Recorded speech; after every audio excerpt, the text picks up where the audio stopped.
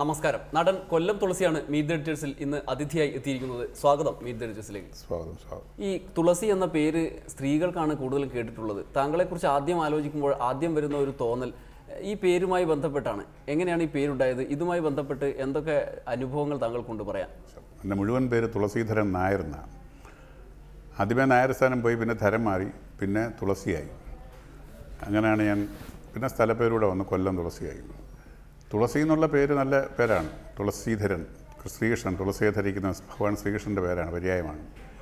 തുളസി എന്നുള്ള പേര് എനിക്ക് സിനിമയിൽ കിട്ടിയതിന് ശേഷം അതിനെക്കുറിച്ച് ഒരുപാട് നല്ല അനുഭവങ്ങളും ദുരന്ത അനുഭവങ്ങളും ഉണ്ടായിട്ടുണ്ട്. സിനിമയിൽ ഞാൻ അത്ര അറിയപ്പെടുന്നതിന് മുമ്പ് ഈ പേര് ഒരു പെണ്ണിൻ്റെ ആണെന്ന് വിചാരിച്ച് പല പ്രൊഡ്യൂസറൊക്കെ എനിക്ക് ഒരുപാട് അൺഡ്യൂ ആയിട്ടുള്ള അഡ്വാൻസ് ആയിട്ടുള്ള ചില കാര്യങ്ങളൊക്കെ ചെയ്തു തന്നിട്ടുണ്ട്. രസകരമായ ഒരു അനുഭവം പറയുകയാണെങ്കിൽ, പണ്ട് ഞാൻ മെമ്പറായ തിരുവനന്തപുരം നാഷണൽ ക്ലബ്ബിൽ അവിടെ ഒരു അണ്ണാച്ചി വന്നവരോട് എന്നോട് പറഞ്ഞു, അദ്ദേഹം ഈ സിനിമാക്കാരെയൊക്കെ വളരെ മോശമായിട്ട് കാണുന്ന ഒരാളാണ്, സിനിമാ നടികളൊക്കെ വളരെ മോശക്കാരാണ്, ആര് വിളിച്ചാലും പോവും എന്നുള്ള ഒരു അഭിപ്രായമുള്ള ഒരാൾ, വെറുതെയാണ്, വിടുവാവനാണ്. അങ്ങനെ ഒരാൾ എന്നോട് വന്ന് പറഞ്ഞു, ഞാൻ സിനിമയൊക്കെ ബന്ധമുണ്ട്, സിനിമാ നടികളുമായിട്ട് എനിക്ക് ചില ബന്ധമൊക്കെ ഉണ്ട്, ഞാനിപ്പോൾ വെറുതെ ഇൻട്രസ്റ്റ് ഉണ്ട്, ഞാൻ എന്താണെന്ന് ചോദിച്ചപ്പോൾ അദ്ദേഹം പറഞ്ഞു, ഞാൻ പലരെയൊക്കെ കൊണ്ടുപോയിട്ടുണ്ട്. അപ്പോൾ പല പേര് പറഞ്ഞതിൻ്റെ കൂട്ടത്തിൽ സ്ഥലപ്പേരുള്ള നടിമാരുടെ പേരാണ് പറഞ്ഞത്. ആ പേരൊന്നും ഞാൻ ഇവിടെ ഉച്ചരിക്കുന്നില്ല, നിങ്ങൾക്കറിയാം ഒരുപാട് പേരുണ്ട്. ആ കൂട്ടത്തിൽ കൊല്ലം തുളസിയും കൊണ്ടുപോയെന്ന് ഊട്ടിയിൽ കൊണ്ടുപോയെന്നാണ് പറഞ്ഞു. ഞാൻ ചോദിച്ചു, കൊല്ലം തുളസി ഞങ്ങൾ ഊട്ടി കൊണ്ടുപോയോ? അപ്പോൾ അമ്മ ഞാൻ കൊണ്ടുപോയി 10,000 rupees കൊടുത്തു, അവർ ഹാപ്പിയാണ് എന്നൊക്കെ പറഞ്ഞ് സന്തോഷിപ്പിച്ചു. എനിക്ക് സത്യം വിഷമം തോന്നി. കാര്യം അയാൾ അപ്പോൾ മറ്റു നടിമാരെക്കുറിച്ച് പറഞ്ഞതെല്ലാം വളരെ വ്യാജമാണെന്നുള്ള ഒരു തോന്നൽ. ഞാൻ എഴുന്നേറ്റ് അടി വെച്ച് കൊടുത്തു, വലിയ ഇഷ്യൂ ഒക്കെ ആയി. അങ്ങനൊരു അനുഭവം എനിക്കുണ്ടായിട്ടുണ്ട്. പിന്നെ വേറൊരു പ്രൊഡ്യൂസർ, ഞാൻ പെണ്ണാണ്, ഇപ്പോൾ തുടക്ക സമയത്താണ്, വേറൊരു പ്രൊഡ്യൂസർ അദ്ദേഹത്തിൻ്റെ റൂമിൻ്റെ അടുത്തൊരു AC റൂമൊക്കെ എനിക്ക് വേണ്ടി കാത്തിരുന്നു. അവിടെയും അവസാനം അദ്ദേഹത്തിന് എൻ്റെ മുഖം കണ്ട് എന്നെ അവിടെ നിന്ന് ഇറക്കി വിടേണ്ട ഒരു അവസ്ഥ ഉണ്ടായിരുന്നു. അപ്പോൾ ഈ പേരുകൊണ്ട് അങ്ങനെ കുറച്ച് ദോഷങ്ങളൊക്കെ എനിക്കുണ്ടായിട്ടുണ്ട്. താങ്കൾ അസുഖബാധിതനായി, അമ്മ താങ്കൾക്ക് പണം നൽകി സഹായിച്ചു. പക്ഷേ ഒരു സ്നേഹം അത് കുറവുണ്ടോ സിനിമാ മേഖലയിൽ? സിനിമ അപ്പം കാണുന്നവനെ അപ്പ എന്ന് വിളിക്കുക എന്നൊരു പഴഞ്ചൊല്ലിന് കൂടി നമുക്ക് വേണമെങ്കിൽ യോജിപ്പിക്കാം. അതങ്ങനെയാണ്, ആ ഒരു ഭാഗം അങ്ങനെയാണ്. കാര്യം സിനിമയിൽ സ്നേഹമില്ല, കടപ്പാടുമില്ല, നന്ദിയില്ല, അതൊന്നും ഇല്ലാത്തൊരു എല്ലാവർക്കും അറിയാം. കാണുന്നു, അപ്പോൾ അഭിനയിക്കുന്നു, പോകുന്നു. കാര്യം അതിനകത്തൊരു സിനിമ പ്രൊഡ്യൂസർ അയാളെ പടം നഷ്ടപ്പെട്ടാൽ ആരും ഒന്നും സഹായിക്കത്തില്ല, അയാളെ നഷ്ടം തന്നെയാണ്. ലാഭം വന്നാൽ അയാളെ ആർക്കൂട്ട് വീതിച്ചു കൊടുക്കത്തില്ല.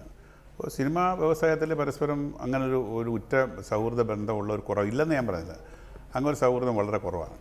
എനിക്ക് അത്ര ഉണ്ട്, ഉറ്റ സൗഹൃദം സിനിമയിൽ വളരെ കുറവാണ്.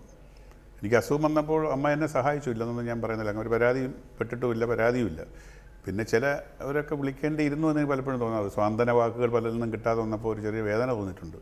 അതിന് ഞാൻ മറുപടി കൊണ്ടിട്ടുണ്ട്. കാര്യം പലർക്കും അസുഖം വന്നപ്പോൾ ഞാൻ അങ്ങോട്ട് വിളിച്ചിട്ടുമില്ല, പോയിട്ടുമില്ല. അപ്പോൾ അതിനൊന്നും എനിക്ക് പരിഭവമില്ല. അതൊക്കെ വെറുതെ സാധാരണ പറയുന്ന മാധ്യമ സൃഷ്ടിയാണ്. പക്ഷേ ഇന്നസെൻറ്റിന് അസുഖം വന്നു.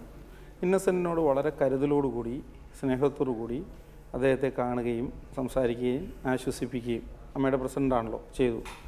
അതേസമയത്ത് അമ്മയിലെ ഒരു അംഗമാണ് താങ്കൾ, മെമ്പറാണ്.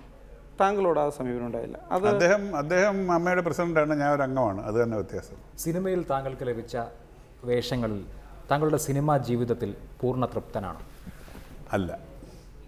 മലയാള സിനിമ എന്നെ ശരിയാവണ്ണം ഉപയോഗിച്ചിട്ടില്ല എന്നൊരു പരാതിയും പരിഭവവും എനിക്ക് ഇപ്പോഴും ഉണ്ട്. ഒരുപക്ഷെ നിങ്ങൾക്ക് അറിയുമെന്ന് അറിയില്ല, തമിഴ് പടത്തിൽ ഞാൻ 2 തമിഴ് പടം ചെയ്തിട്ടുണ്ട്. അരുൾ, സാമുറായി. വിക്രം എന്ന മഹാനടൻ്റെ ഓപ്പോസിറ്റ് നിന്ന് ഞാൻ കളിച്ചതാണ്. വളരെ പ്രധാനപ്പെട്ട വേഷം.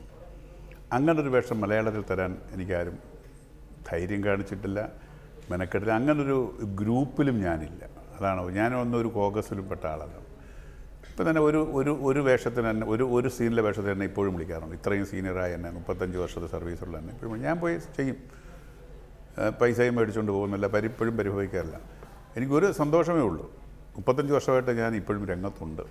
ഇപ്പോൾ ഈ അസുഖം ചെയ്ത വേഷങ്ങൾ പലതും ടിപ്പിക്കൽ വില്ലൻ വേഷങ്ങൾ, രാഷ്ട്രീയ നേതാവിൻ്റെ വേഷം, അങ്ങനെ ടൈപ്പ് ചെയ്യപ്പെട്ടു പോയത് എന്തുകൊണ്ടാണെന്നാണ് കരുതുന്നത്? അത് സിനിമാക്കാരുടെ ഒരു പൊതു സ്വഭാവമാണ്, ഒരു ദുരന്ത അനുഭവമാണ് ടൈപ്പ് ചെയ്യപ്പെടുക. ഞാൻ ആദ്യം ചെയ്ത മന്ത്രി വേഷം, MLA വേഷം, രാഷ്ട്രീയ വേഷം, അത് ടൈപ്പ് ചെയ്യപ്പെട്ടു. അതൊന്നും കൈക്കൂലിക്കാരനും അഴിമതിക്കാരനായ വേഷങ്ങളെ എനിക്ക് കിട്ടിയിട്ടുള്ളൂ. അതിന് പ്രധാന കാര്യം, എൻ്റെ മുഖത്തൊരു കള്ള ലുക്കുണ്ട്, ഒരു ഫ്രോഡ് ലുക്കുണ്ടെന്നാണ് പറയുന്നത്. ഞാനത് ഹൃദയത്തിലേറ്റി. കാര്യം അതൊക്കെ എനിക്കൊരു ബുദ്ധിമുട്ടായിട്ട് തോന്നിയെങ്കിൽ ഇപ്പോൾ ഞാൻ അതുകൊണ്ട് മുതലാക്കി ജീവിക്കുന്നവനാണ് എനിക്ക് തോന്നുന്നത്. ഇപ്പോൾ എനിക്ക് പരിഭവം മണക്കൊന്നുമില്ല. നല്ല വേഷം കിട്ടണമെന്ന് ആഗ്രഹമുണ്ട്. പോലീസ് വേഷങ്ങൾ, ഒരുപാട് പോലീസ് വേഷങ്ങൾ കിട്ടുന്നുണ്ട്. വില്ലൻ പരിവേഷമല്ലാതെ കഥാപാത്രങ്ങൾ ഞാൻ അവതരിപ്പിച്ചിട്ടുണ്ട്. പക്ഷേ അതൊന്നും ക്ലച്ച് പിടിക്കാതെ പോയിട്ടുണ്ട്. നേരത്തെ പറഞ്ഞ പോലെ കോക്കസിൽ അംഗമാവുക എന്നത് ഈ പരിഗണന കിട്ടാൻ ഒരു പ്രധാനപ്പെട്ട മാനദണ്ഡമാണോ? തീർച്ചയായിട്ടും. ഗ്രൂപ്പിൽ അംഗമാകുന്നത് ആ ഗ്രൂപ്പുകാരെന്തെങ്കിലും സഹായിക്കും. എന്നെ അങ്ങനെ ഒരു ഗ്രൂപ്പുകാരും സഹായിക്കാറില്ല, സഹായിച്ചിട്ടുമില്ല. സർക്കാർ ഉദ്യോഗസ്ഥർ എന്നുള്ള രീതിയിൽ കൂടെ പലർക്കും എന്നോടൊരു കാഴ്ചപ്പാടിന് സമീപനത്തിനൊരു ഒരു വ്യത്യാസം ഉണ്ടായിരുന്നു. അത് ഏറെക്കുറെയൊക്കെ പലതിലുമൊക്കെ ഇപ്പോൾ കാര്യം ഞാൻ അങ്ങനെ അങ്ങ് താഴ്ന്നു കൊടുക്കാറില്ല, കൈകൂപ്പാറില്ല, ചാൻസ് അങ്ങനെ ചോദിച്ചു പോകാറില്ല. പിന്നെ അത്യാവശ്യം വേണ്ട ചില മോശമായ ചില കാര്യങ്ങളൊക്കെ അതൊന്നും എൻ്റെ ഭാഗത്തുണ്ടായിട്ടില്ല. അത് കാരണം ഒരുപക്ഷെ അങ്ങനെ എന്നെ ഒറ്റപ്പെടുത്തിയതല്ല, ഞാൻ ഒറ്റപ്പെട്ടതാണെന്ന് വേണമെങ്കിൽ അതിനും എനിക്ക് പരാതിയും പരിഭവം. ഇങ്ങനെ കടുത്ത വിമർശനമൊക്കെ ഉന്നയിച്ച ഇനി അങ്ങോട്ട് തുടർന്നും ഇത്തരം അവസരങ്ങൾ കിട്ടുമെന്ന് കരുതുന്നുണ്ടോ? പൊതുവെ ചെറിയ കാര്യങ്ങൾക്ക് വൈരാഗ്യം വെച്ച് പുറത്തുന്നവരാണ് സിനിമക്കാരെന്ന് കേട്ടിട്ടുണ്ട്. അപ്പോൾ ഈ വിമർശനം ഉന്നയിച്ചാൽ പിന്നെ ഭാവി എന്താണ്? ഭാവിയെക്കുറിച്ച് ചിന്തയില്ല. എനിക്ക് നല്ല അന്തസ്സായ പെൻഷൻ എൻ്റെ സർക്കാർ തരുന്നുണ്ട്. അതുകൊണ്ട് പിന്നെ അമ്മ സംഘടന എനിക്ക് 5000 രൂപ വെച്ച് മാസം തരുന്നു. അതുകൊണ്ട് അന്തസ്സായിട്ട് സുഖകരമായിട്ട് ജീവിക്കാനുള്ള അഭിമാനവും അഹങ്കാരവും എനിക്കുണ്ട്. അതുകൊണ്ട് ആരുടെ പോലും ചാൻസ് ചോദിക്കുന്ന ആര് പിടിക്കുന്ന പ്രശ്നം ഇനി ചോദിക്കുന്നില്ല. ഈ വ്യക്തി ജീവിതത്തിലും സിനിമയിലും ഒരു ഈ രോഗം, ഒരൊറ്റപ്പെടൽ, അത് താങ്കൾ എന്ത് തിരിച്ചറിവാണ് ഉണ്ടാക്കിയത്? ക്യാൻസർ രോഗം എനിക്ക് ഒരുപാട് തിരിച്ചറിവുകൾ തന്ന ഒരു സമയമായിരുന്നു. ബന്ധുക്കൾ, സ്വന്തക്കാർ, കൂടെ നടന്നവർ, കൂടെ കുടിച്ചവർ, കൈപിടിച്ച് നടന്നവർ, കൂടെ കിടന്നവർ, അങ്ങനെ ഒരുപാട് പേര് എന്നെ ത്യജിച്ച ഒരു സന്ദർഭമായിരുന്നു. അത് വളരെ വേദനിച്ചിട്ടുണ്ട്. ഒരുപാട് തിരിച്ചറിവ് വന്നു. കാര്യം ഈ കാണുന്ന ബന്ധുക്കളും സ്വന്തക്കാരും ഒന്നും അങ്ങനെ അല്ലെന്നും ഈ കാണുന്ന സുഹൃത്തുക്കളൊന്നും യഥാർത്ഥ സുഹൃത്തുക്കളായിരുന്നില്ല എന്നും നിങ്ങൾക്ക് മറ്റാരൊക്കെയാണ് നിങ്ങളെ സഹായിക്കാൻ നിയോഗിക്കപ്പെട്ടിരിക്കുന്നുള്ള സത്യം ഞാൻ മനസ്സിലാക്കുകയാണ്. ഒരുപാട് ബുക്കുകൾ എഴുതി ആ സമയത്തൊക്കെ. ഇപ്പം ഞാൻ പുതിയ ബുക്ക് എഴുതുന്നുണ്ട്. ക്യാൻസറും ഞാനും പിന്നെ കുറേ തിരിച്ചറിവുകളും ഒരുപാട് കാര്യം. അത് ഒറ്റപ്പെടില്ല. അത് ഞാൻ പണം കൊടുത്ത് സഹായിച്ചവർ പോലും ഈ ക്യാൻസറിൻ്റെ സമയത്ത് ചോദിച്ചിട്ട് 6 മാസം കഴിഞ്ഞ് തരാമെന്ന് പറഞ്ഞവരുണ്ട്. കാര്യം 6 മാസമേ ക്യാൻസർ എന്ന അസുഖത്തിന് ഉള്ളതെന്നാണ് പലരുടെയും വിശ്വാസം. എനിക്ക് ഈ അവസരത്തിൽ ഇത് കേൾക്കുന്ന ഒരുപാട് അനേക ലക്ഷങ്ങൾ ശ്രോതാക്കളോടും പറയാനുള്ളത്, ക്യാൻസർ ഒരു രോഗമല്ല. അതിനെക്കുറിച്ച് നിങ്ങൾ വിഷമിക്കേണ്ട, ഭയക്കേണ്ട. ധൈര്യത്തോടുകൂടി അതിനെ നേരിട്ടാൽ ക്യാൻസറിനെ അന്തസ്സായിട്ട് പരാജയപ്പെടുത്തി ജീവിതത്തിലേക്ക് തിരിച്ചു വരാമെന്നൊരു സന്ദേശവും ഞാൻ ഈ അവസരത്തിൽ തരികയാണ്. ധൈര്യം വേണം. ഞാനിങ്ങനെ തൈരോതെറാപ്പി കണ്ടുപിടിച്ച ആളാണ്. കീമോതെറാപ്പി ചെയ്യുന്നതോടൊപ്പം തൈരോതെറാപ്പി എന്നുള്ള രോഗപ്രതിവിധി ഞാൻ കണ്ടുപിടിച്ചു. അതെന്നെ വളരെ സഹായിച്ചു. പിന്നെ മനസ്സിൻ്റെ ഒരു ഇതുണ്ട്. കാര്യം കുറേ കാരുണ്യപ്രവർത്തനമാണ് ഞാൻ. അവരുടെ പ്രാർത്ഥനകൾ, സാധുക്കളുടെ, നമ്മൾ സഹായിച്ചവരാരും ഈ സഹായത്തിന് വരുത്തില്ല, നമ്മുടെ സഹായത്തിന് വരുത്തില്ല എന്നുള്ള സത്യം ലോകസത്യം തന്നെയാണ്. പക്ഷേ എനിക്കൊന്നും കൂടെ അത് വരയിട്ട് അല്ലെ ആണിയടിച്ച് ഉറപ്പിക്കാൻ എനിക്ക് സാധിച്ചു എന്നുള്ളതാണ് ക്യാൻസർ എനിക്ക് തന്ന. ആ സമയത്തൊരു ഇരട്ട വേദന താങ്കളെ വേട്ടയാടിയിട്ടുണ്ടാവുമല്ലോ. രോഗം ഒരു വശത്ത്, ആളുകളുടെ പെരുമാറ്റം, ആളുകളുടെ പ്രതികരണം പ്രതീക്ഷിച്ചത് പോലെ ഇല്ലാത്ത സമയത്ത് അവരുടെ പെരുമാറ്റം വേറൊരു വശത്ത്. ഇങ്ങനെ 2 രീതിയിലും താങ്കൾ വേദനിച്ചിരുന്ന ഒരു കാലമായിരിക്കും. എങ്ങനെയാണ് അതിനെ ആ സമയത്ത് തളർന്നു പോയില്ലേ? ഇല്ല, തളർന്നില്ല. കാര്യം ഇപ്പോൾ തന്നെ ഞാൻ ഈ പൂർണ്ണ രോഗവിമുക്തനായിട്ട് പോലും സിനിമാ രംഗത്ത് എനിക്ക് വേണ്ട വിളി വരുന്നില്ല എന്നൊരു തോന്നൽ, ഒരു കൊച്ചു പരിഭവം ഇല്ലാതില്ല. ഇപ്പോഴൊക്കെയാണ് സഹായിച്ചേണ്ടിയിരുന്നത് എനിക്ക് അസുഖം. പക്ഷേ അസുഖം വന്നപ്പോഴെന്നെ സഹായിച്ച ആളുകളുണ്ട്. സിനിമാ നടൻ ദിലീപ്. ഞാൻ അസുഖമുള്ളപ്പോഴാണ് എനിക്ക് ഒരു സൗണ്ട് തോമായുടെ സമയത്ത് എന്നെ വിളിച്ച് ചോദിച്ചു, ചേട്ടാ എങ്ങനെയുണ്ട് അസുഖം, കുറവുണ്ടോ, ഒരു സീൻ അഭിനയിക്കാവോ? ഞാൻ പറഞ്ഞു എനിക്കത് വലിയ സന്തോഷം, വലിയൊരു സ്വാന്തനവാക്കായിരുന്നു. അങ്ങനെ വിളിച്ചത് തന്നെ വലിയ സന്തോഷം. ഇങ്ങോട്ട് വിളിച്ചു പോയി. ആദ്യമായിട്ടാണ് അങ്ങനൊരു വലിയൊരു സിനിമാക്കാരന് വരുന്നത്. അന്തസ്സായിട്ട് ഞാൻ ചെന്നു. 1-2 സീൻ അഭിനയിച്ചു. മാന്യമായ പ്രതിഫലം എനിക്ക് തന്നു. 2-ാമത്തേനും 3-ാമത്തേനും അദ്ദേഹം തന്നെ വിളിച്ചു. ഒരു സീൻ മതി വിളിച്ചു. അതെന്നെ ഒരു വല്ലാതെ പുനർചിന്തനത്തിന് വഴിയൊരുക്കി. അപ്പം നമ്മളാരും കണ്ടവരും കേട്ടവരും, എന്നാൽ അതിനേക്കാൾ ഉപരി മറ്റ് ഒരുപാട് സൂര്യ നടന്മാരോട് ഞാൻ ഒരുപാട് വേഷം കെട്ടിയിട്ടുണ്ട്. മമ്മൂട്ടിയോടും മോഹൻലാലിനോടും സുരേഷ് ഗോപിയോടൊക്കെ ഒരുപാട് അടി മേടിച്ച ആളാണ് ഞാൻ. പക്ഷേ അവരാരും ഒന്ന് ചിന്തിക്കണമെന്നില്ല. പക്ഷേ അങ്ങനെ ഒരു ആഗ്രഹം വന്നുകൂടായികയില്ലല്ലോ. സ്വാതന്ത്ര്യത്തിൻ്റെ ഒരു വിലയും അതിൻ്റെ ഒരു ഗുണവും ഞാൻ അന്നാണ് മനസ്സിലാക്കിയത്. ഒരു മാരകമായ ഒരു അസുഖം പിടിച്ച് കിടക്കുമ്പോൾ ഒന്ന് ചോദിക്കുന്നതും ഒന്ന് പറയുന്ന ഒരു വലിയൊരു സാന്ത്വനമാണ്. താങ്കൾക്ക് അസുഖം വന്നപ്പോൾ ദിലീപ് താങ്കളെ വിളിച്ച് സംസാരിക്കുന്നുണ്ട്. എല്ലാവരും അങ്ങനെ പെരുമാറുന്നവരല്ല. അമ്മയുടെ പ്രസിഡന്റിന് അസുഖം വന്നാൽ എല്ലാവരും വിളിച്ച് അന്വേഷിക്കുകയും ചെയ്യും. അപ്പോൾ ഇത് സിനിമാ മേഖലയുടെ പൊതുവായ കുഴപ്പമല്ല, ആളുകളുള്ള സമീപനത്തിൻ്റെ പ്രശ്നം തന്നെയാണ്. സംശയം എന്താ? തീർച്ചയായിട്ടും ആളിന് അതിൻ്റെ വിലയുണ്ട്. ഞാൻ അസുഖം വന്നപ്പോൾ ഞാൻ അദ്ദേഹത്തെ പലപ്പോഴും വിളിച്ച് സ്വാന്തനപ്പെടുത്തിയിട്ടുണ്ട്. ഈ കോക്കസിൻ്റെയൊക്കെ ഒരു കേന്ദ്രം, തലസ്ഥാനം, യഥാർത്ഥത്തിൽ തലസ്ഥാനം തന്നെയാണല്ലോ, തിരുവനന്തപുരത്താണല്ലോ ഈ കോക്കസിൻ്റെ. എറണാകുളം എന്നിട്ട് കൊല്ലം തുളസി അതിലൊന്നും പെട്ടിട്ടില്ല. ഇല്ല, ഞാൻ അങ്ങനെ ഒരു ഗ്രൂപ്പ് ഞാൻ പറഞ്ഞില്ല, ഞാൻ ഒരു സർക്കാർ ഉദ്യോഗസ്ഥനായിട്ട് അങ്ങനെ ഒതുങ്ങി കഴിഞ്ഞ ഒരു കാലഘട്ടം ഉണ്ടായിരുന്നു. ഒതുങ്ങലല്ല, നമുക്ക് പരിമിതികളുണ്ടായിരുന്നു. അങ്ങനെ ഞങ്ങളൊന്നും ശരി, ഞാൻ സത്യസന്ധനായ സർക്കാർ ഉദ്യോഗസ്ഥനായിരുന്നു. അതുകൊണ്ട് അങ്ങനെ ഒരു താഴ്ന്ന പ്രശ്നങ്ങളൊന്നുമില്ല. അതുകൊണ്ട് സിനിമാക്കാരുടെ മുമ്പിൽ അങ്ങനെ താഴ്ന്നിട്ടില്ല. മന്ത്രിയായിട്ട് അഭിനയിച്ചു, MLA ആയിട്ട് അഭിനയിച്ചു, പലപ്പോഴും പറഞ്ഞു ഈ കള്ളലക്ഷണം അതാണ് അതിൽ സഹായിച്ചത്. ഇപ്പം കെ എം മാണി കള്ളലക്ഷണം ഉണ്ടോ ശരിക്കും? ലക്ഷണമല്ലല്ലോ, യഥാർത്ഥത്തിൽ അതാണെന്നല്ലേ ഇപ്പം തോന്നുന്നു. ധനമന്ത്രിയായിട്ടിരുന്ന് ബഡ്ജറ്റ് വിറ്റ് കാശാക്കുന്ന ഒരു മന്ത്രി ഇങ്ങനെ ഉണ്ടായിരുന്നു എന്ന് വർഷങ്ങളായിട്ട് ഇതാണ് ചെയ്തുകൊണ്ടിരുന്നുള്ളത് വളരെ വളരെ വ്യക്തമായി കഴിഞ്ഞില്ലേ. നമ്മൾ അത്ഭുതപ്പെടുകയാണ് നമ്മുടെ രാഷ്ട്രീയത്തെക്കുറിച്ച്, നമ്മുടെ ബോധത്തെക്കുറിച്ച്. നമ്മളെന്തായി കാണുന്നത്? ബഡ്ജറ്റ് വിറ്റ് ആയിരക്കണക്കിന് കോടി രൂപ നമ്മുടെ ഖജനാവിൽ നഷ്ടപ്പെടുത്തുകയും സ്വന്തമായിട്ട് വീർപ്പിക്കുകയും ചെയ്യുന്ന ഇവർക്ക് ഇപ്പോഴും കൊതി തീരുന്നില്ലല്ലോ എന്ന് ആലോചിക്കുമ്പോൾ നമുക്ക് ലജ്ജ തോന്നുക അല്ലേ? ഈ മാണിയുടെയൊക്കെ ശരീരചലനങ്ങൾ, അതുമാതിരി മാണിയുടെ സംസാരം, ഇതൊക്കെ നമ്മൾ നിരീക്ഷിച്ച് ചെയ്യുമ്പോൾ നമുക്കത് പിന്നീട് ഇതുപോലൊരു കള്ളനായ മന്ത്രിയെ അവതരിപ്പിക്കുമ്പോൾ അതിന് ഗുണകരമായി മാറും. അദ്ദേഹത്തിന് ഓസ്കാർ അവാർഡ് അർഹനാണ്. കാര്യം ഇത്രയും പ്രശ്നങ്ങൾ ഇത്ര അഭിനയിക്കാനുള്ളൊരു കഴിവ്. PC ജോർജിനെ പോലെയൊക്കെയുള്ള അവരാണ് അഭിനയിക്കുന്നത്, നമ്മളൊന്നുമല്ല. നമ്മളൊക്കെ ക്യാമറയുടെ മുമ്പിൽ അഭിനയിക്കുന്നു. പക്ഷേ അവർ നിത്യജീവിതത്തിൽ രാവിലെ എഴുന്നേറ്റാൽ രാത്രി ഉറങ്ങാൻ പോകുന്നത് വരെ ഓരോ അഭിനയം, ഓരോരുത്തരും ഓരോ രീതിയിലുള്ള അഭിനയം. KSUവിൽ പ്രവർത്തിച്ചാണ് തുടങ്ങിയെന്ന ഇന്റർവ്യൂവിൽ വായിച്ചിട്ടുണ്ട്. പിന്നെന്താണ് BJP ഒരു പ്രവർത്തന മേഖലയായി ഇപ്പോൾ തിരഞ്ഞെടുക്കാൻ കാര്യം? BJPയിൽ ചേരുന്നതിന് പ്രധാന കാര്യം, ഞാൻ 10-11 വയസ്സുള്ളപ്പോൾ KSUവിൽ ചെറിയ പ്രവർത്തനമായി, പിന്നെ യൂത്ത് കോൺഗ്രസ് നേട്ട ഒരു അനുഭവം ഉണ്ടായിരുന്നു. പിന്നെ ജോലി കിട്ടിപ്പോകുന്നതിന് ശേഷം സജീവ രാഷ്ട്രീയത്തിലില്ലായിരുന്നു. അന്ന് ഞാൻ KJ വിളിച്ചിരുന്ന VM സുധീരനും ഉമ്മൻചാണ്ടിയും AK ആന്റണിയും വയലാർ രവിയും തോപ്പൽ രവി എന്ന് പറഞ്ഞ കൊല്ലത്തൊരു നേതാവുണ്ടായിരുന്നു. അദ്ദേഹം മരിച്ചുപോയി. ശക്തനായ ഒരു വാഗ്മിയായിരുന്നു. ബാക്കി എല്ലാവരും ഇപ്പോഴും നിലനിൽക്കുന്നു. ഇപ്പോഴും ഈ 66 വയസ്സുള്ള ഞാൻ ഇപ്പോഴും അവരെ KJ വിളിക്കുന്നു. ഒരു മാറ്റം വേണ്ടേ? ഇവർക്ക് എന്തുകൊണ്ട് പുതിയ തലമുറയ്ക്ക് വേണ്ടി മാറ്റിക്കൂടാ? അതുമാത്രമല്ല, മറുഭാഗത്തും അങ്ങനെ തന്നെ. മറുഭാഗത്ത് നമ്മൾ മരിച്ചു മാറുന്നതല്ലാതെ പുതിയ ഇടതുപക്ഷത്തിൽ എത്രയോ പേരുണ്ട്, ഇവർക്ക് മാറിക്കൂടെ? പക്ഷേ ഇതിൽ BJP എന്താണ് വ്യത്യസ്തത? BJPയിലും അങ്ങനെ തന്നെ. BJPയുടെ ഐഡിയോളജിയോടുള്ള ബന്ധമോ താല്പര്യമോ കൊണ്ടല്ല ഞാൻ മാറി, മടുപ്പ് കൊണ്ട് മാറിയതാണ്. പിന്നെ ഒരു പ്രതീക്ഷ എനിക്കുള്ളത് നരേന്ദ്രമോദി പ്രധാനമന്ത്രി ഒരു ചെറിയ പ്രതീക്ഷയുണ്ട്.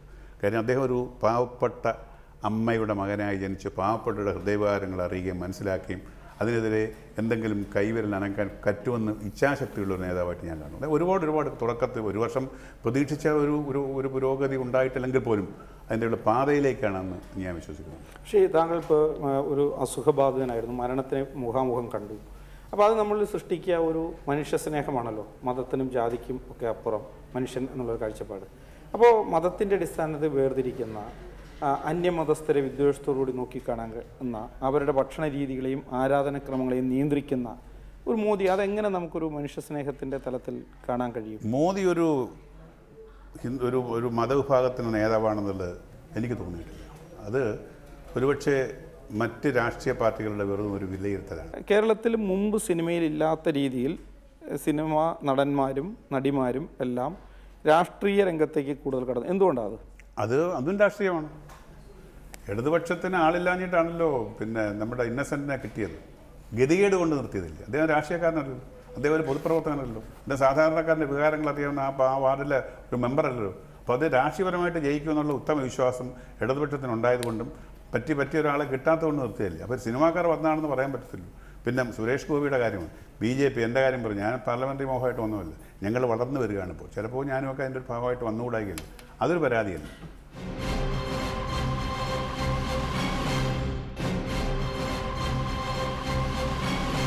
നിങ്ങളൊക്കെ ഇങ്ങനെ എന്തുകൊണ്ടാണ് BJPയോട് അടുക്കുന്നത് എന്നുള്ളതാണ്. അല്ല, BJP സുരേഷ് ഗോപിയും അവരൊക്കെ മെമ്പർഷിപ്പ് എടുത്തിട്ടുണ്ടോ എന്ന് എനിക്കറിയില്ല. ഞാൻ എടുത്തിട്ടുണ്ടെന്ന് ധൈര്യമായിട്ട് പറയും. BJP മെമ്പർഷിപ്പ് അറിഞ്ഞുകൊണ്ട് തന്നെ എടുത്തതാണ്. ഞാൻ എന്തെങ്കിലും സ്ഥാനം മോഹിച്ചുമല്ല എടുത്തത്. അപ്പോൾ അതിനെക്കുറിച്ചൊന്നും എനിക്ക് വിശദമായിട്ട് അറിയില്ല. അവർ വന്നത് ഒരുപക്ഷെ അവരുടെ ചിന്താഗതിക്ക് അനുസരണമായിട്ട് എന്തെങ്കിലും പ്രവർത്തിക്കാൻ ആ മേഖലയെ പറ്റും. ഇവിടെ കോൺഗ്രസ്സിലൊക്കെ ആളുകൾ നിൽക്കുകയല്ലേ, അവിടെ സുരേഷ് ഗോപിക്ക് സ്ഥാനം കിട്ടില്ല. ദേവം വന്നു, അവിടെ കിട്ട കാര്യം ഇവിടെ ഇങ്ങനെ ക്യൂ അല്ലയോ, എന്നൊരിക്കലും തീരാത്ത, ഇനി എത്ര നൂറ്റാണ്ടുകൾ കഴിഞ്ഞാലും തീരാത്ത ആളുകളല്ലേ നിൽക്കുന്നത്. ആളില്ലാത്തൊരു സ്ഥലത്ത് സ്പേസ് കിട്ടി നോക്കി വന്നതാണ് സുരേഷ് ഗോപി എന്ന് ഞാൻ പറയുന്നില്ല. അല്ല, പറഞ്ഞതിൻ്റെ വ്യംഗ്യം അതാണ്. അങ്ങനെ ധരിക്കുന്നതുകൊണ്ട് വിരോധവുമില്ല. Suresh Gopi national film development കോർപ്പറേഷൻ്റെ ചെയർമാനാകുന്നു. അത്തരത്തിലുള്ള സ്ഥാനമാനങ്ങൾക്കൊക്കെ സാധ്യതയുണ്ട് എന്ന് കണ്ടാണോ കലാരംഗത്ത് നിന്നുള്ള കൂടുതൽ ആളുകൾ ഞങ്ങൾ BJP പക്ഷപാതികളായി ഇനി അറിയപ്പെട്ടുകൊള്ളട്ടെ എന്ന് വിചാരിക്കുന്നു? സുരേഷ് ഗോപിയെ ഇതിൻ്റെ ചെയർമാനായിട്ട് എടുക്കുന്നതിന് മുമ്പേ ഞാൻ BJPയിലേക്ക് വന്നതാണ്. അപ്പോൾ ആ ഒരു മോഹത്തിലും അങ്ങനെ ഒരു പ്രതീക്ഷയിലും അല്ല ഞാൻ. പിന്നെ അതിനെന്താ അങ്ങനെ മോഹിച്ചുകൂടായില്ലോ. സുരേഷ് ഗോപിക്ക് BJP ഇതിൻ്റെ ചെയർമാനാകാനുള്ള യോഗ്യതയുണ്ടല്ലോ. യോഗ്യത എല്ലാവർക്കും ഉണ്ട്. ഒന്നുമില്ലാത്തവരല്ലേ ഇവിടെ വരുന്നത്. അടിസ്ഥാന വിദ്യാഭ്യാസം പോലും ഇല്ലാത്ത രാജ്യത്തിൻ്റെ MP ആകുമ്പോൾ ഭരിക്കുമ്പോൾ കുറേ വിദ്യാഭ്യാസമൊക്കെ ഉള്ളവരൊക്കെ വരട്ടെ, നല്ലതാണ്. ഈ കേരളത്തിലെ BJP നേതൃത്വം പൂർണ്ണാർത്ഥത്തിൽ താങ്കളെ സ്വീകരിച്ചിട്ടുണ്ടോ? ഈ സുരേഷ് ഗോപി കിട്ടിയ ഒരു സ്വീകരണം താങ്കൾ കിട്ടിയില്ലെന്നാണ് മനസ്സിലാക്കുന്നത്. എന്താണ് അങ്ങനെ? അത് അവരോട് ചോദിക്കണം. അവരെന്നെ എങ്ങനെയാണ് ഉൾക്കൊള്ളുന്നത് എനിക്കറിയില്ലല്ലോ. ഒരുപക്ഷെ എന്നെക്കുറിച്ച് അവർക്ക് കൂടുതൽ അറിയില്ലാഞ്ഞിട്ടായിരിക്കാം. അല്ലെങ്കിൽ അങ്ങനെ ഉണ്ട് ഒരു ആരോഗ്യ ഞാനൊരു ഒറ്റയായിരുന്നു. ഞാൻ ശുപാർശയ്ക്കോ അങ്ങനെ മറ്റൊരു വഴി കൊണ്ടൊന്നും ഞാൻ പോകാറില്ല. ഇവിടെ എനിക്ക് ഫോക്കസ് ഇല്ല, ആരെയും പറയാറില്ല, ആരെയും കാണാറില്ല. ഞാനെല്ലാവരും ഒ രാജഗോപാലനാണ് എൻ്റെ ഗോഡ് ഫാദർ.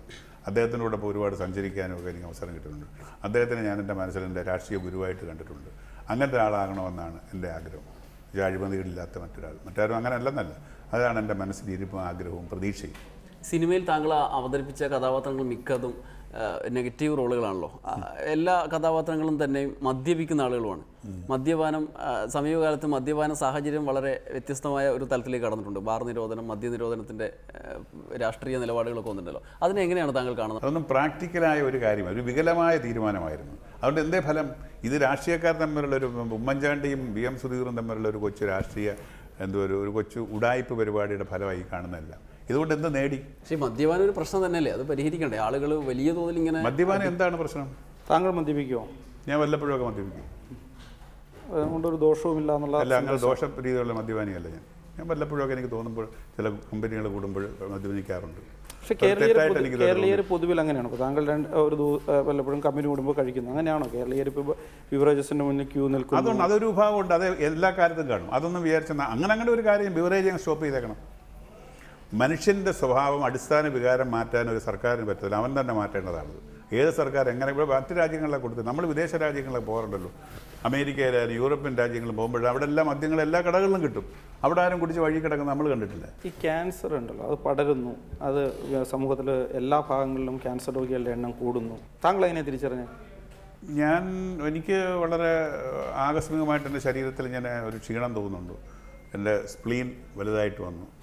അപ്പോൾ അങ്ങനായി എൻ്റെ പ്ലേറ്റ്ലേറ്റ് കൗണ്ട് കുറയുന്നു, ബ്ലഡ് കൗണ്ട് കുറയുന്നു. അങ്ങനെ ഒരു ശ്രമത്തിൽ ഇരിക്കുമ്പോഴാണ് ഞാൻ മെഡിക്കൽ കോളേജിൽ ഡോക്ടർ ശ്രീനാഥ് എന്ന് പറയുന്ന ഒരു ജനറൽ മെഡിസിൻ ഹെമറ്റോളജിസ്റ്റിനെ പോയി കണ്ടു. അദ്ദേഹം ഇങ്ങനെ സ്റ്റെതസ്കോപ്പ് എടുത്ത് പരിശോധിച്ചപ്പോൾ ഇവിടെ എൻ്റെ ഈ ഭാഗത്ത് ഇങ്ങനെ ഒരു ചെറിയൊരു മുഴ കണ്ടു.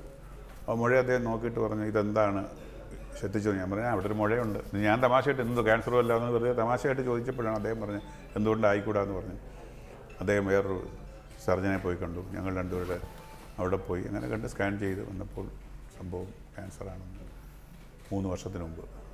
ഞെട്ടിപ്പോയി. ആദ്യമേ ഒന്ന് ഞെട്ടി. കാര്യം ക്യാൻസർ എന്ന് പറഞ്ഞാൽ 6 മാസമേ ഉള്ളത് കാലാവധി എന്നൊരു തോന്നൽ ഉണ്ടായിരുന്നു. കാര്യം ശരിയുമാണ്, എൻ്റെ ക്യാൻസർ രോഗികളെ 50% മരണമാണിപ്പോഴും. യഥാർത്ഥ സമയത്ത് കണ്ടുപിടിക്കാത്തതുകൊണ്ടാണ്. ക്യാൻസർ രോഗം അറിയാലോ, അവസാന ഘട്ടത്തിലേ ഇത് പുറത്ത് വരുത്തുള്ളൂ. അതുവരെ നമ്മുടെ ഉള്ളിൽ ഇരുന്നിങ്ങനെ കോൺക്രീറ്റ് നമുക്കറിയാം, വീടുകളിലെ കോൺക്രീറ്റ് ഇരുമ്പൊക്കെ തുരുമ്പെടുക്കുമ്പോഴാണ് നമ്മൾ അറിയുന്നത്. അതുപോലെ ഉള്ളിൽ പടർന്നതിന് ശേഷമാണ് പുറത്തേക്ക് വരുന്നത്. എൻ്റെ ഭാഗ്യത്തിന് എൻ്റെ വലിയധികം അങ്ങേയറ്റം ചെല്ലുന്നതിന് മുമ്പേ കണ്ടുപിടിച്ച് അപ്പോൾ തന്നെ ഞാൻ ട്രീറ്റ് ചെയ്തു. എൻ്റെ മനഃശക്തി എന്ന് പറയുന്ന ഒരു സംഭവം കൂടി ചേർത്തപ്പോഴത്തേക്ക് ദൈവാധീനം, ഈശ്വരവിശ്വാസം, പിന്നെ ഒരു അസാധാരണമായ മനഃശക്തിയും മനധൈര്യവും ഉണ്ടെങ്കിൽ ഇതൊക്കെ മാറും. ഇതിൻ്റെ കാരണത്തെക്കുറിച്ച് ഇപ്പോഴും അജ്ഞാതമാണ്. എങ്ങനെയാണിത് വരുന്നത്? പല കാരണങ്ങളുണ്ട്. ഇപ്പം ഞാൻ റോ വെജിറ്റബിൾസ് കൂടി കഴിക്കുന്ന ഒരു കക്ഷിയുണ്ട്, വെറുതെ കഴിച്ചിട്ടുണ്ട്. അതൊക്കെ ദോഷമാണെന്ന് എൻഡോസൾഫാൻ്റെ പ്രയോഗങ്ങളൊക്കെ മെഡിസിൻ അതൊക്കെ ആയിരിക്കും ഞാൻ കഴിച്ചത്. പല കാരണങ്ങളും ഉണ്ടാകും. ഇപ്പോഴത്തെ ലൈഫിൻ്റെ ഒരു പ്രത്യേകതയുണ്ട്. നമ്മൾ അവിടെ ചെന്ന് അജിനോമോട്ടോ ഇട്ട ആഹാരങ്ങൾ കഴിക്കുന്നത് പലതിനകത്തും അതൊക്കെ ഒരു പ്രധാന ഘടകമാണ്. എങ്കിലും നമ്മൾ അതിൻ്റെ പുറകെയാണ് ഇപ്പം പോകുന്നത്.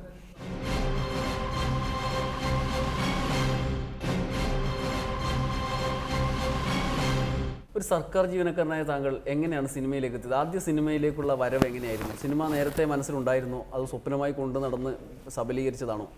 ഇല്ല, എൻ്റെ ജീവിതത്തിൽ പലതും ആകസ്മികമാണ്.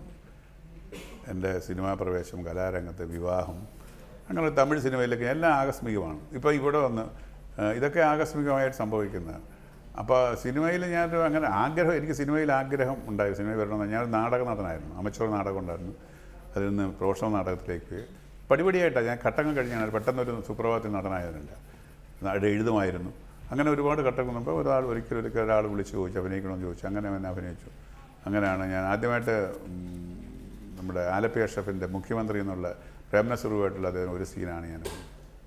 അത് തുടക്കമായി. പിന്നെ യുവജനോത്സവം ശ്രീകുമാരൻ തമ്പി സാറിൻ്റെ അമ്മേ ഭഗവതി. പിന്നെ വന്ന് മുഖ്യധാരയിലേക്ക് വന്ന് ആഗസ്റ്റ് 1, CBI ഏറെക്കുറിപ്പ്, അങ്ങനെ ഒരുപാട് സിനിമകളിൽ ജോഷി, കെ മധു, CB മലയിൽ, ഇവരൊക്കെ എന്നെ ഒരുപാട് സഹായിച്ചിട്ടുണ്ട്.